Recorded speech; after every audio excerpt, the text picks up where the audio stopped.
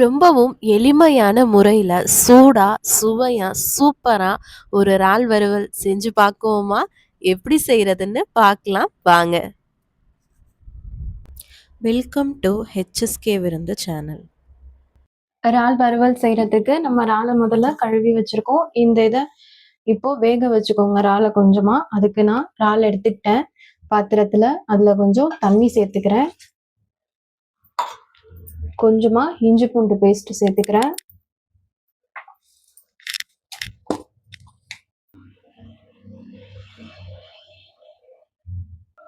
மஞ்சத்தூளும் சேர்த்துக்கிறேன்.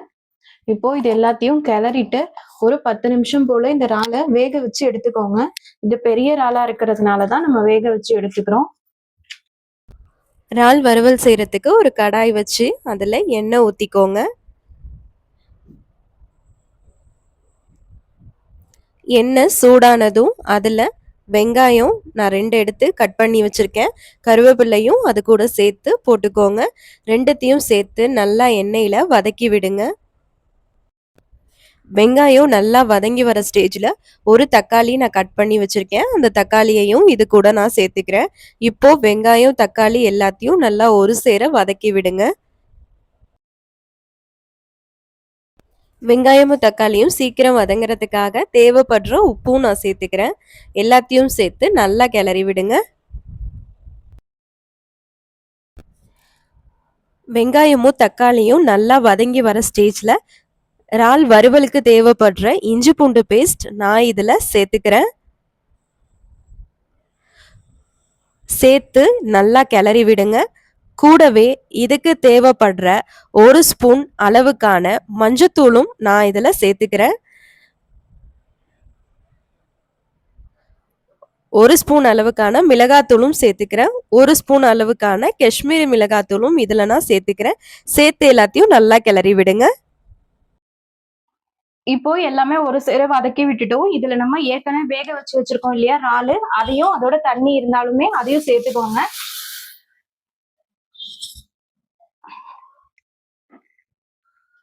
இப்போ எல்லாத்தையும் ஒரு சேர அப்படியே கலரி விடுங்க.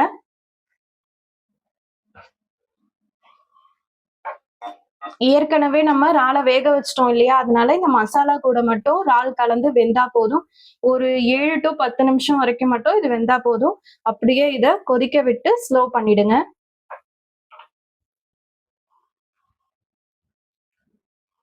இப்போ இறால் நல்லாவே கொதிக்க ஆரம்பிச்சிடுச்சு. இப்போ அப்படியே அடுப்பை ஸ்லோ பண்ணி ஒரு 7ல இருந்து 10 நிமிஷம்குள்ள மட்டும் அதை வேக விட்டா போதும்.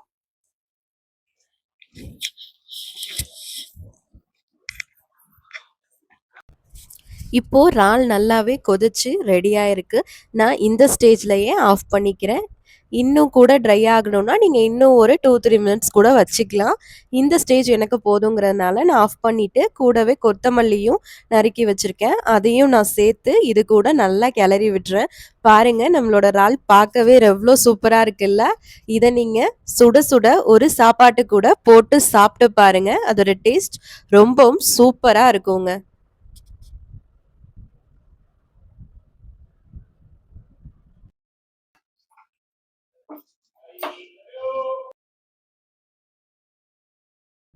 இந்த மாதிரியான ஒரு இறால் வறுவலை நீங்கள் வீட்டில் செஞ்சு பார்த்துட்டு எப்படி இருந்துச்சுன்னு கமெண்ட்டில் சொல்லுங்கள்.